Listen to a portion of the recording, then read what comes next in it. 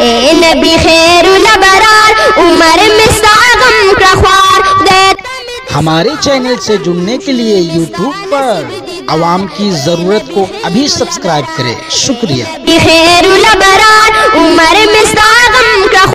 مسجدیں توڑی جا رہی ہے، ہماری مسجدوں کو مسمار کیا جا رہا ہے، ہماری مسجدوں کو شہید کیا جا رہا ہے. مسلمان آپس میں میٹنگ کیا، آخر ہمیں کیا کرنا چاہیے؟ اپنی مسجدوں کو توڑنے سے کیسے بچانا ہوگا، کیسے ہم لوگ بچائیں؟ سارے لوگ میٹنگ کیے اور معاملہ اس بات پر فائنل ہوتا ہے کہ ہم لوگ جب وقت مقررہ ہوگا حکومت کی فوج آئے گی، ہم اپنے سینوں کو چاک کر کے کھڑے ہو جائیں گے اور کہیں گے پہلے ہماری لاشوں سے گزرو، اس کے بعد مسجدوں کی اینٹ پر ہاتھ لگانا. سارے لوگ یہی میٹنگ کی. عورتیں آگے کہا کیا کام کر رہے ہو، ایسا کام کرتے ہو؟ ارے انگریزی حکومت کے جو سپاہی ہیں ان کو ذرہ برابر بھی رحم نہیں آئے گا اور تم پر گولیاں چلاتی جائیں گی، تمہیں تباہ و برباد کر دیا جائے گا، نیست و نابود کر دیا جائے گا. لوگوں نے کہا اچھا تم بتاؤ، تم ہمیشہ ہمارے شہید رہی ہو اور برابر کی ہمارے ساتھ حصے داری کا معاملہ تمہارا رہتا ہے، بتاؤ تم اپنی رائے دو. عورتوں نے کہا تم اپنے بچوں کو کھڑا کر دو، جب تیرے بچے جب ان کی گولیوں کے سامنے ہو کے تو ان کو اپنا بچہ یاد آ جائے گا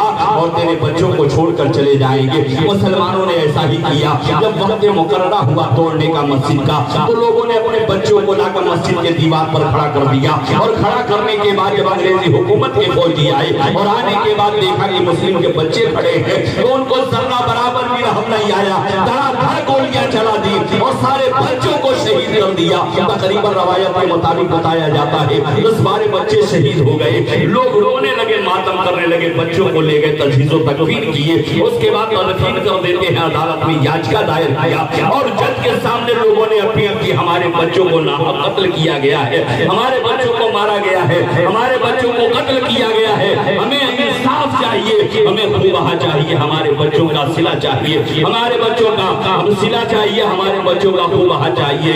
تو اس جج نے کہا تھا اچھا یہ بتاؤ اپنے ذہن کو ٹھنڈا کرو اور ہمیں یہ بتاؤ اپنی قرآن سے فیصلہ چاہیے ہماری کتاب سے؟ تمہیں فیصلہ کس کتاب سے لینا ہے؟ ہماری کتاب سے لینی ہے یا اپنی کتاب سے؟ تو مسلمانوں نے کہا یہ ہماری والی بات، یہ تو بولی ہماری بول رہا ہے. تو سارے مسلمان بیگ زبا ہو کر بولے کہ نہیں ہمیں تیری کتاب پر اعتبار نہیں، اپنی کتاب قرآن پر اعتبار ہے، اپنی کتاب سے فیصلہ چاہیے. مسلمانوں تاریخ لکھنے والے نے بڑے سنہرے الفاظ میں لکھا ہے دل کے کانوں کو کھول کر سنے، ایمان کو تازہ کرے کہ شہادت کا مطلب کیا ہوتا ہے اور شہادت کے فائدے کیا ہوتے ہیں اور یہ ادنا لوگوں کا معاملہ یہ ہے تو اعلیٰ لوگوں کا معاملہ کیا ہوگا. مسلمان بڑا خوش ہوا، کہا ہمیں اپنی کتاب سے فیصلہ چاہیے، فیصلہ سنا دیا جائے. جج نے کہا تیری قرآن کا فیصلہ یہ ہے وَلَا تَقُولُوا لِمَنْ يُقْتَلُ فِي سَبِيلِ اللَّهِ أَمْوَاتٌ، یعنی جو اللہ کی راہ میں قتل کر دیے جائے انہیں مردہ نہ کہو بلکہ زندہ ہے. اے مسلمانوں یہ تو بتاؤ تیرا قرآن تیرے شہید کو زندہ مان رہا ہے اور تو اس کا قصاص مانگ رہا ہے، خوبہ مانگ رہا ہے، بدلہ مانگ رہا ہے، تو اس کا صلہ مانگ رہا ہے. یہ بتا میں جو مردہ ہی نہیں ہے تو میں بدلہ کس کا دوں، خوبہ کس کا دوں، میں قصاص کس کا دوں؟ لوگوں نے کہا ہمیں باتوں میں نہ الجھاؤ، ہمارے بچے قتل کیے گئے ہیں، ہمیں اس کا بدلہ چاہیے. جج نے کہا سن، تو نے کہا تھا ہماری کتاب سے فیصلہ چاہیے، ہم نے تیری کتاب سے فیصلہ جائے گی. اب جج بھی چلا ہے قبرستان کی طرف، پیشکار بھی چلا ہے، منشی بھی چلا ہے، وکیل بھی چلا ہے اور پوری عوام کانپور چل پڑی ہے قبرستان میں. اور جب قبرستان میں پہنچنے کے بعد جب قبر کو کھودا جاتا ہے، قبر کو کھودنے کے بعد جب مٹی کو ہٹا دیا جاتا ہے تو سب کی آنکھوں نے کیا دیکھا؟ سب کی آنکھوں نے یہ منظر دیکھا کہ جو بچے قتل کر دیے گئے تھے وہ اپنی اپنی قبروں میں زندہ کھیل رہے ہیں. اسی لیے شاعر لکھتا ہے شہید مرتے نہیں قبر میں دفنائے جاتے ہیں، زمین کھود کے دیکھو تو زندہ پائے پائے پائے. بچے کل بھی زندہ ہیں، آج بھی زندہ ہیں، صبح قیامت تک زندہ رہیں گے. مسلمانوں یہ عام لوگوں کے بچوں کا یہ ماحول ہے. عام لوگوں کے بچے اگر مرنے کے بعد قبر میں زندہ ہیں تو حسین کے بچوں کا عالم کیا ہوگا، علی اکبر کا عالم کیا ہوگا، قاسم کا عالم کیا ہوگا، علی اصغر کا عالم کیا ہوگا اور محمد کا عالم کیا ہوگا جب ان کے گھر بھر دیتے ہیں. شاہ زمانہ کی جھولی محتاج کا جب یہ عالم ہے مختار کا عالم. نعرے تکبیر، نعرے رسالت، نعرے رسالت،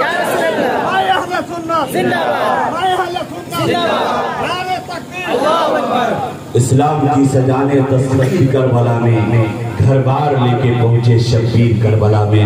اس شعر کو اپنے ذہن میں رکھیں اور ہماری تقریر کو سنیں, انشاءاللہ عزوجل سارا معاملہ سمجھ میں آ جائے گا. اسلام کی سجانے تصویر کربلا میں گھر بار لے کے پہنچے شبیر کربلا میں, اور رکھی گئی منا میں بنیاد جس وفا کی اس کی ہوئی مکمل تعمیر کربلا میں. نام حسین زندہ, صبر حسین زندہ, یہ خون سے لکھی ہے تحریر کربلا میں. اڑنے یزیدی چاہو احمد پہ تھوک ڈالا شبیر کی سلی جب تقریر کربلا میں, اور شبیر نے اے لوگوں آیات جاہلوں کی بن کے دکھا دیا ہے تفسیر کربلا میں. مسلمانوں کو کربلا کی تاریخ کا منظر آپ دیکھیں, وہ کربلا کا ماحول دیکھیں, وہ حسین پاک کا معاملہ دیکھیں. حسین پاک ذی وقار رضی اللہ تعالیٰ عنہ نے اپنا سب قربان کر دیا.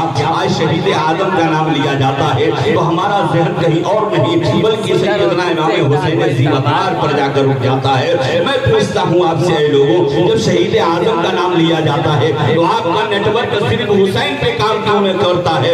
کیا اس سے پہلے جنگیں نہیں ہوئی ہے؟ اس سے پہلے جنگ کی تاریخیں نہیں لکھی گئی ہیں؟ اس سے پہلے کوئی جنگ واقع نہیں ہوا ہے؟ تو آپ کو کہنا پڑے گا بہت ساری جنگیں ہوئی ہیں. جنگ بدر بھی ہوا ہے, جنگ صفین بھی ہوا ہے, جنگ حنین بھی ہوا ہے, جنگ خندق بھی ہوا ہے, جنگ تبوک بھی ہوا ہے, جنگ یرموک بھی ہوا ہے. بڑی بڑی جنگیں ہوئی ہیں, لیکن ان جنگوں کا جتنا ذکر نہیں ہوتا اس سے کہیں زیادہ کربلا کی تاریخ لکھی جاتی ہے, اور سب سے زیادہ کتابیں کربلا کے اوپر لکھی جا رہی ہے. کہیں شام کربلا ہے, کہیں زبان کربلا ہے, کہیں داستان کربلا ہے. مسلمانوں سب سے زیادہ کسی رائٹر نے اگر کسی موضوع پہ قلم چلایا ہے وہ کربلا کا میدان ہے. مسلمانوں کون سی ایسی خاص بات ہے کہ سب سے زیادہ پڑھی جانے والی اور یاد کی جانے والی کوئی اور تاریخ نہیں ملتی ہے, صرف کربلا کی وہ تاریخ ملتی ہے. آخر اس میں کون سا راز بھی رہا ہے, کون سا ایسا خوبی و کمال ہے جو آج بھی دنیا یاد کر رہی ہے اور صبح قیامت تک یاد کرتی رہے گی. مسلمانوں اور جنگوں کا معاملہ دیکھا جائے, اور جنگوں کو دیکھا جائے, اور جنگوں کو مد نظر کیا جائے تو معاملہ سمجھ میں آتا ہے. اور جنگیں ہوئی ہیں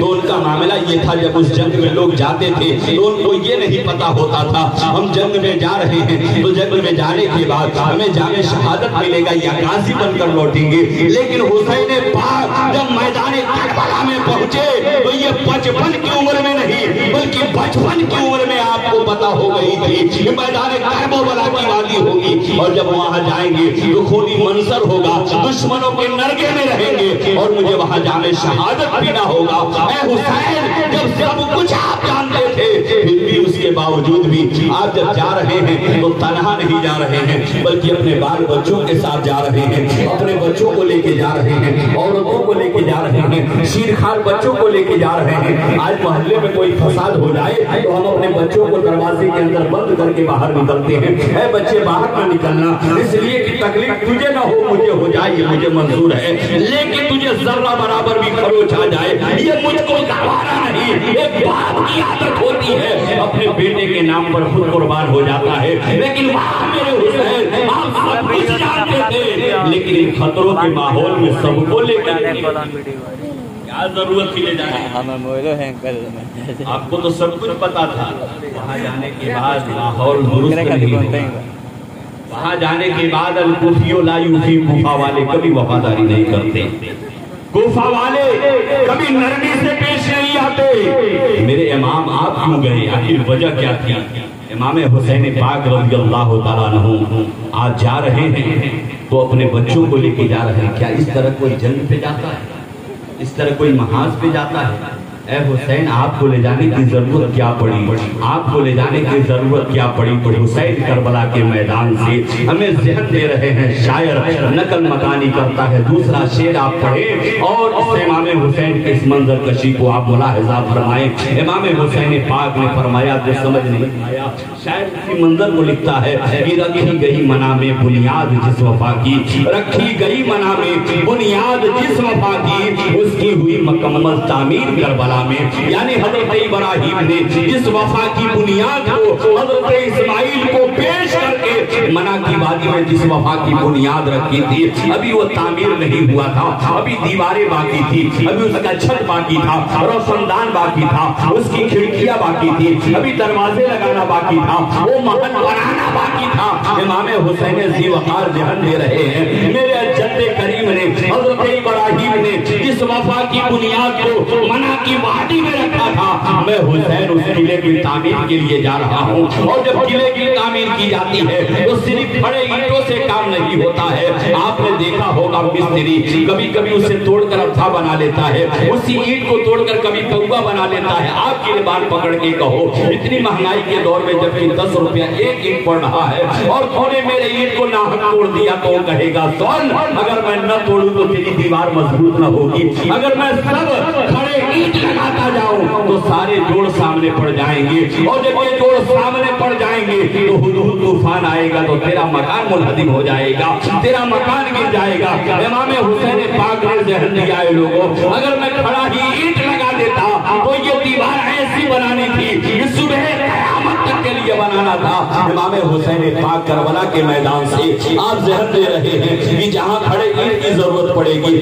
علی اکبر کو لگا دوں گا، جہاں کھڑے اینٹ کی ضرورت پڑے گی حضرت قاسم کو لگا دوں گا، اور جہاں اتھا کی ضرورت پڑے گی وہاں محمد کو لگا دوں گا، اور جہاں بوا کی ضرورت پڑے گی علی اصغر کا گلا پیش کر دوں گا، اور اتنا مضبوط یہ قلعہ بناؤں گا، اتنا مضبوط بناؤں گا کہ صبح قیامت تک یزیدیت کی آندھی چلے گی۔ ہمارے نانا کی امت اس کے اندر اپنے آپ کو اطمینان و قرار کی چین لیتی ہوئی نظر آئے گی، سانس لیتی ہوئی نظر آئے گی، لیکن اس کے اندر ذرہ برابر بھی شگاف نہیں پیدا ہوگا۔ مسلمانوں حسین پاک وفا کی اس تعمیر کو آپ مکمل کرنے کے لیے میدان کربلا میں ہر بار اور آگے شاعر لکھتا ہے کہ نام حسین زندہ، صبر حسین زندہ، نام حسین زندہ، صبر حسین زندہ، یہ خون سے لکھی ہے تحریر کربلا میں۔ اللہ اکبر، ایسا کیا معاملہ تھا کہ امام حسین نے سب کچھ لٹا دیا۔ امام بخاری لکھتے ہیں ایک بار نبی دو عالم علیہ السلام تشریف فرما ہے، ایک جانب مبارکہ پر حضرت ابراہیم نبی کے بیٹے ہیں اور دوسرے پر حضرت امام حسین بیٹھے ہوئے ہیں۔ اتنے میں جبریل امین آئے پیغام رب بھی لے کر اور عرض کرتے ہیں یا رسول اللہ، رب کا پیغام و سلام آپ کو، رب تعالیٰ ان دونوں میں سے ایک ایک قربانی یاد کرتا ہے۔ یا رسول اللہ، یا تو ابراہیم کو آپ لے لیں اور حسین کو لے جانے دیں، یا تو حسین کو لے لیں ابراہیم کو لے جانے دیں، دونوں میں سے ایک ایک قربانی رب تعالیٰ منظور فرما رہا ہے۔ تو نبی دو عالم علیہ السلام نے ارشاد فرمایا اگر میں اپنے بیٹے کو دیتا ہوں تو صرف میرا دل ٹوٹے گا، لیکن حسین کو دیتا ہوں تو میری بیٹی کا بھی دل ٹوٹ جا رہا ہے، علی کا بھی دل ٹوٹے گا، حسن کا بھی دل ٹوٹے گا، میرا بھی دل ٹوٹے گا۔ حسین پر اپنے بیٹے کو قربان کر دیا۔ اللہ اکبر کبیرہ، نبی ارشاد فرماتے ہیں جبریل میرے بیٹے ابراہیم کو لے جاؤ۔ آپ ابراہیم کو لے کر چلے گئے۔ مسلمانوں معاملہ یہ ہے کہ جب حضرت حسین پاک کی عمر جب 5 سال کی ہوتی ہے، نبی مسجد میں تشریف فرما ہے، حسین بچوں کے ساتھ کھیل رہے ہیں، مسجد نبوی کے سامنے سے گزر گئے، آقا نے آواز دیا لیکن حسین سنے نہیں، آگے بڑھ گئے۔ فوراً نبی دو عالم علیہ السلام نے ارشاد فرمایا میرے صحابی جاؤ میرے حسین کو بلا کر لاؤ۔ وہ صحابی گئے اور جانے کے بعد نانا کا پیغام امام حسین کو دیا۔ حضرت حسین ذی وقار نے جیسے ہی نانا کا پیغام سنا، بچوں کے ساتھ کھیلنا آپ نے چھوڑ دیا اور چھوڑنے کے بعد اٹھ کر کھڑے ہو گئے، فوراً دوڑ لگا دی، نانا کی بارگاہ میں پہنچے۔ نانا نے جب دیکھا نواز آ رہا ہے، فوراً اپنے بازوؤں کو آپ نے پھیلا دیا۔ جس طریقے سے ماں اپنے بیٹے کو اپنے قریب بلاتی ہے، بالکل ایسے ہی نبی دو عالم علیہ السلام نے اپنے حسین کو اپنے سینے سے لگا لیا، اور جب نبی کے سینے سے حسین لگ جاتے ہیں تو نبی کی آنکھیں اشکبار ہو جاتی ہے، نبی کی آنکھیں اشکبار ہوتی ہے۔ حسین کی نگاہ اٹھی، حضرت حسین نے پوچھا میرے نانا جان یہ رونے کا معاملہ کیا ہے، آخر آپ رو کیوں رہے ہو؟ تو نبی دو عالم علیہ السلام نے ارشاد فرمایا حسین جب میں تمہیں دیکھتا ہوں تو اپنے بیٹے ابراہیم کی یاد آ جاتی ہے کہ میں نے تم پر ان کو قربان کر دیا تھا۔ اب امام حسین کا تاریخی جملہ سنو، حضرت امام حسین پاک نے عرض کیا نانا جان آپ گھبراؤ نہیں، آپ نے مجھ پر ایک قربانی دی दी है, एक वक्त आएगा कि इस्लाम की हिफाजत के लिए मैं 72 शहसवारों को कुर्बान करूंगा, मैं 72 कुर्बानियां पेश करूंगा। ये बचपन का वादा है जो मैदान करबला में निभाया जा रहा है। ये बचपन का वादा है जो बचपन की उम्र में इमाम हुसैन पाक तन्हा करबला के मैदान में सब्र इस्तकामत का पहाड़ बनकर आप खड़े हैं यजीदियत के सामने और ये ऐलान फरमा रहे हैं, मिट गए मिटते हैं मिट जाएंगे आदा तेरे, न मिटा है न मिटेगा कभी चर्चा तेरा।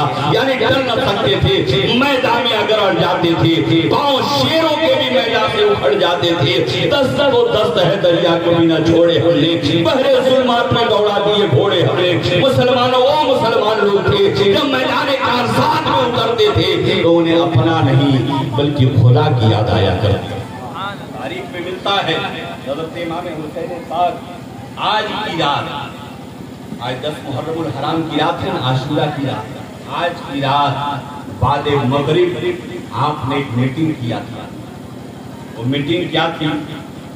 सरकार ने अपने 72 जानिसारों को बुलाया और बुलाने के बाद आकाए दो आलम अलैहिस्सलाम ने इरशाद चैनल को सब्सक्राइब करें और बेल बटन पर क्लिक करें ताकि आपको सबसे पहले हमारी नए वीडियोस और लाइव इज्तिमा के लिंक